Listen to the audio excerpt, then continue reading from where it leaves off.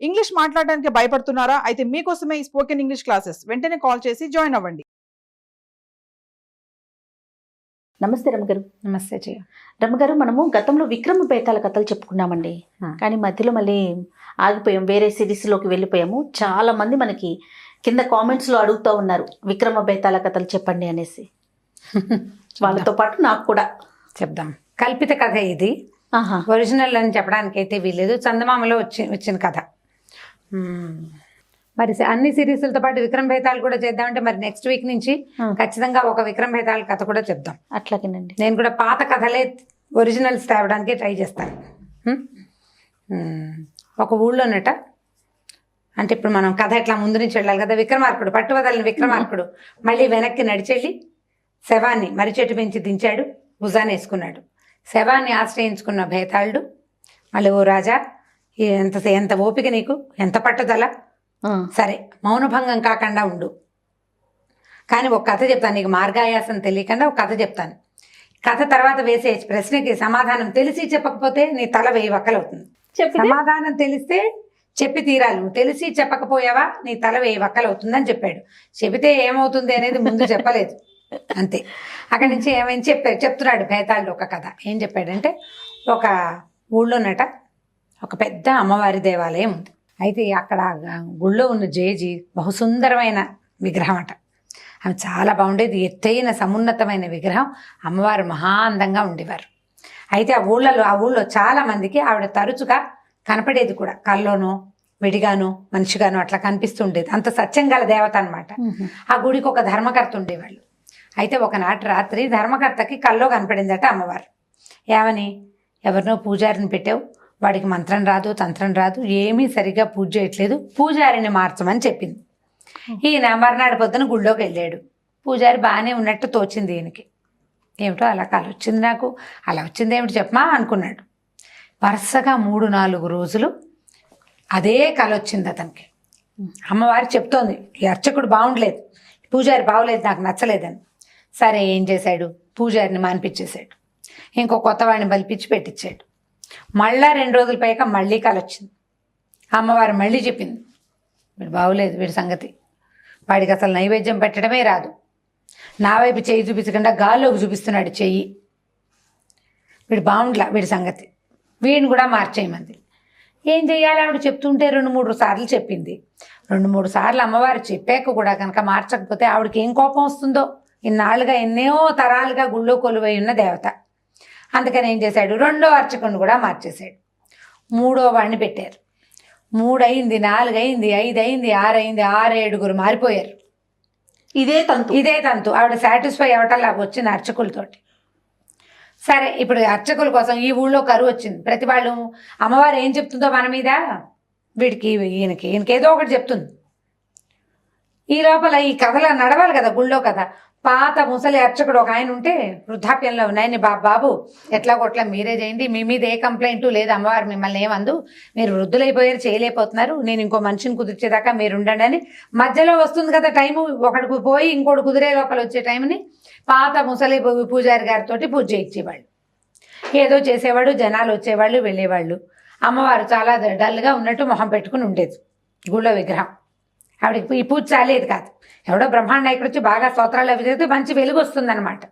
సరే ఇంకొకటి అయింది. ఊళ్ళో ఉన్న అర్చకులందరూ అయిపోయారు. ఊళ్ళో ఫ్రెష్ అర్చకులు కూడా, ఎందుకు వచ్చింది ఈ గుళ్ళో కనుక పెట్టే అమ్మవారు నచ్చలేదనుకో, మన ఎవడు పెట్టుకోడు, చెడ్డ పేరు కదా. ఇప్పుడు అమ్మవారు వద్దంది వీడిని అని అనగానే ఇంకా ఊళ్ళో ఎవరు పిలుస్తారు వాడిని, అమ్మవారికి నచ్చలేదు అంటే ఏ దేవుడికే నచ్చదు కాబట్టి వీడిని పిలవకూడదంటారు. మనకు వచ్చే బేరాలు పోతాయని ఎవ్వరు ఆ ఉద్యోగానికి దరఖాస్తులు పెట్టుకోవాలి, వచ్చేవాళ్ళు కాదు. అంతకుముందు మేము వస్తాం అనేవాళ్ళు. ఎప్పుడైతే అమ్మవారు వీడిని నచ్చలేదు, వీడికి నైవేద్యం రాదు, వీడికి హారతి ఇవ్వడం రాదు, వీడికి మంత్రం రాదు, వీడికి అన్ని తప్పులు, మంత్రపుష్పం రాదు, ఈ కంప్లైంట్లన్నీ వింటుంటే ఎందుకు వచ్చిన కోవాలని సర్దు కోరుకున్నారు. సరే పక్క ఊళ్ళ నుంచి ట్రై చేయడం మొదలుపెట్టారు. అయితే పక్క ఊళ్ళో ఒక తెలివైన వాడు ఉన్నాడు. వాడికి ఈ ఊళ్ళో అర్చకుడు అవసరమని, ఇలా ఉందని తెలుసుకుని ఒకరోజు ఏం చేశాడు, వాడు పరమ నాస్తికుడని పేరు, బ్రాహ్మడే కానీ నాస్తికుడు. వాడు పూజల మీద వాటి మీద ఆసక్తి ఉన్నవాడు కాదు. వచ్చాడు, కానీ వచ్చి ధర్మకర్త గారి దగ్గరికి వచ్చి, అయ్యా నేను రాత్రి 3 రోజుల నుంచి ఒక కల వస్తుందండి, ఒక అమ్మవారు ఎవరో ఒక పెద్ద ఆవిడ కల్లోకి వచ్చి, ఈ ఊళ్ళో అర్చకుడు అవసరం ఉంది, నువ్వు వెళ్ళు అని చెప్తోందండి నాకు. మొదటి రోజు నేను అశ్రద్ధ వహించా, రెండో రోజు మూడో రోజు వాళ్ళ 4వ రాత్రి కూడా అట్లాగే కాలొచ్చింది అని చెప్పేశారు. కల్లా ఇప్పుడు ధర్మకర్తకి ఏం చేయాలో అర్థం కాలే, ఆలోచించుకున్నాడు. ఎంతమందిని పెట్టినా అమ్మవారు వద్దంటోంది. మరి స్వయంగా ఎవరు నేను పెట్టలేకపోతున్నానని అమ్మవారి స్వయంగా వాడెవరినో పిలుచుకొచ్చింది ఇక్కడికి. అమ్మవారే పిలుచుకొచ్చింది, ఆవిడే తనకు కావాల్సిన వాడిని సెలెక్ట్ చేసుకుని పంపించింది. ఇప్పుడు నేనెవరిని మధ్యలో అని చెప్పి వాడిని పెట్టుకున్నారు.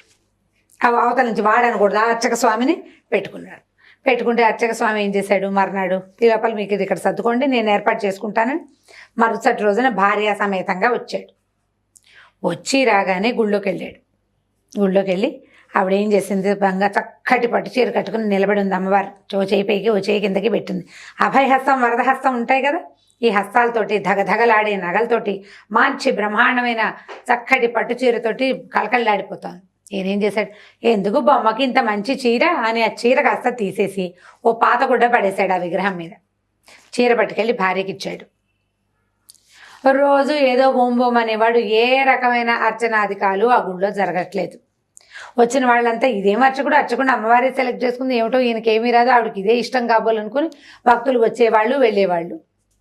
వచ్చిన డబ్బులన్నీ స్వాహా చేసేవాడు, గోల్డ్ జీతం పుచ్చుకునేవాడు. అమ్మవారికి ప్రియ సేవకుడని పేరు పడ్డాడు కాబట్టి జీతాలు కూడా పెరిగినాయి.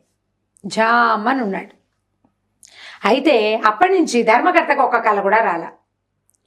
ఇతను అర్చకుడు బాగుండలేదు, సరిగ్గా లేడు అనేది ధర్మకర్తకు అర్థమైంది, ఊళ్ళో పెద్దవాళ్ళకి అర్థమైంది, సాధారణ భక్తులకు కూడా అర్థమైంది. వాళ్ళు నిజంగానే అతను సరిగ్గా లేడు. నిజంగానే సరిగ్గా లేనప్పుడు అంతకుముందు ఎవరొచ్చినా కంప్లైంట్గా చెప్పడానికి ధర్మకర్తకి కల్లో కనపడే అమ్మవారు కల్లో కనపడడం మానేసింది. ఈ ధర్మకర్త ఈయన తీసేయాలంటే భయం అతనికి. ఆవిడే సెలెక్ట్ చేసి తెచ్చుకుంది. ఆవిడ ఆజ్ఞతోటే వచ్చానని చెప్పాడు కదా మరి, కాబట్టి ఆవిడ సెలెక్షన్. తాను వచ్చి కల్లో వీడిని తీసేయి అని చెప్తే కానీ తీయకూడదని ధర్మకర్త గారి ఉద్దేశం. ఆవిడ ఒక్కనాడు కూడా కల్లోకి రాలా. ఈ గుడి మెల్లిమెల్లిగా దాని ప్రభావం అంతా తగ్గిపోయింది. అర్చకుడికి మాత్రం జీతభత్యాలన్నీ అందుతున్నాయి, హాయిగా ఉన్నాడు, ఎంజాయ్ చేస్తున్నాడు. అమ్మవారికి వచ్చిన వస్త్రాధికాలన్నీ వాళ్ళావిడే కట్టుకుంటుంది ఎంచక్క. ఇలా అయిపోయింది.